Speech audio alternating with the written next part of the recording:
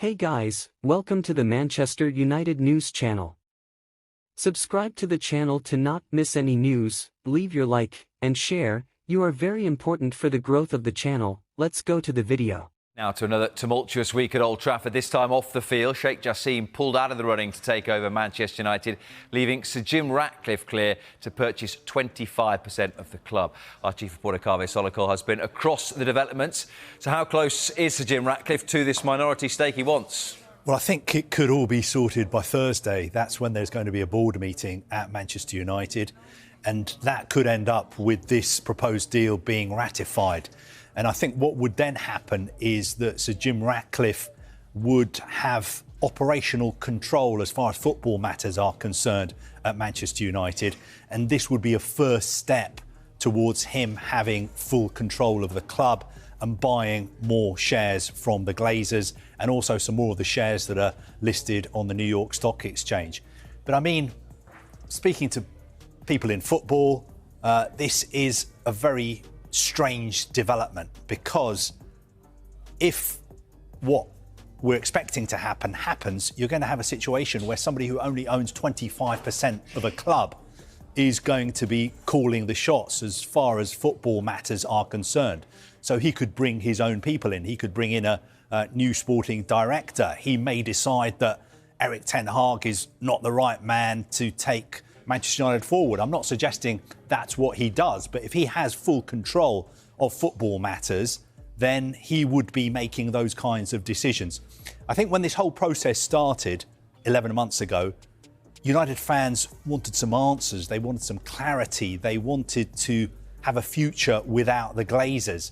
And that's not what they're getting. Whatever happens this week, even if Sir Jim Ratcliffe comes in and buys 25%, it is still going to be a messy situation, and I fear there will be more questions than answers going forward.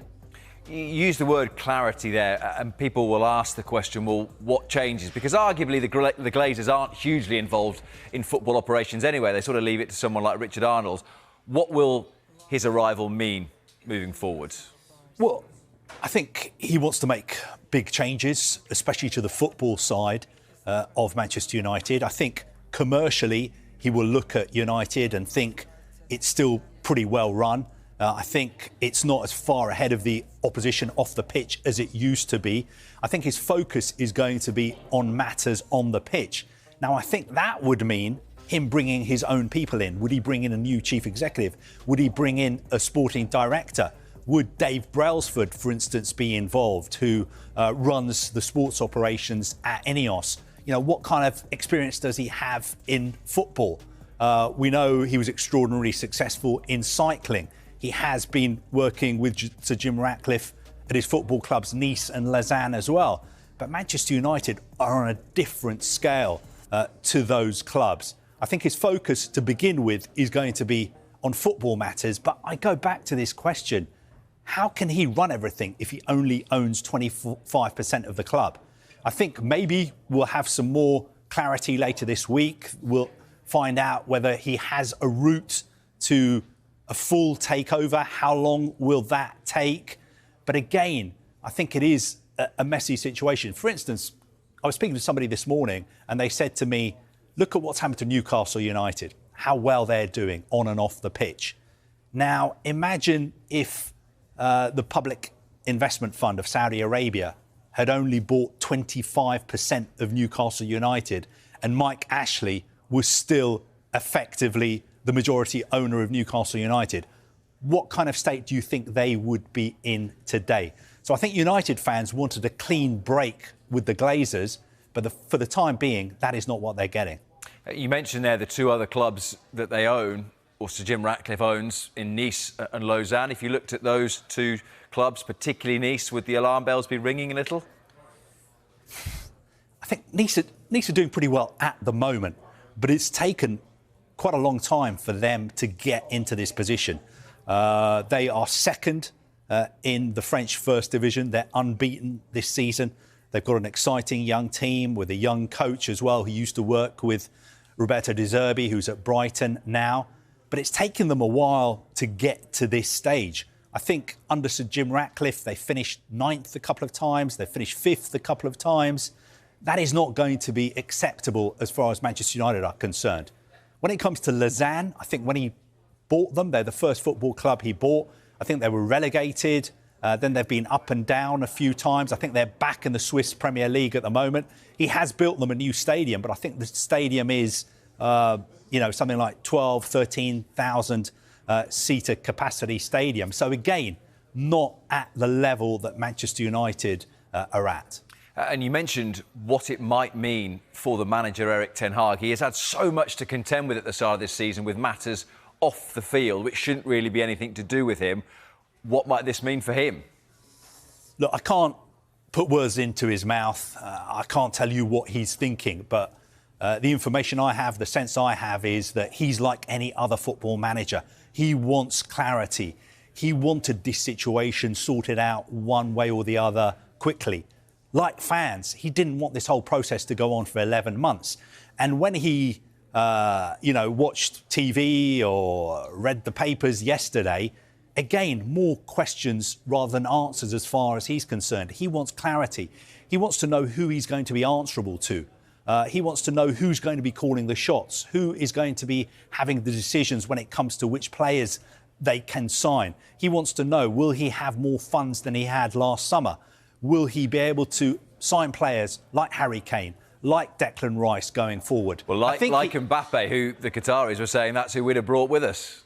Well, I'm not sure the Qataris actually said that themselves, but there have been reports today, I think in German media, that if the Qataris had bought Manchester United, they would have tried to sign players like Kylian Mbappe. Now, I'm not sure whether to believe those reports. I think it would have been almost impossible for United, even under the Qataris, to sign Mbappe.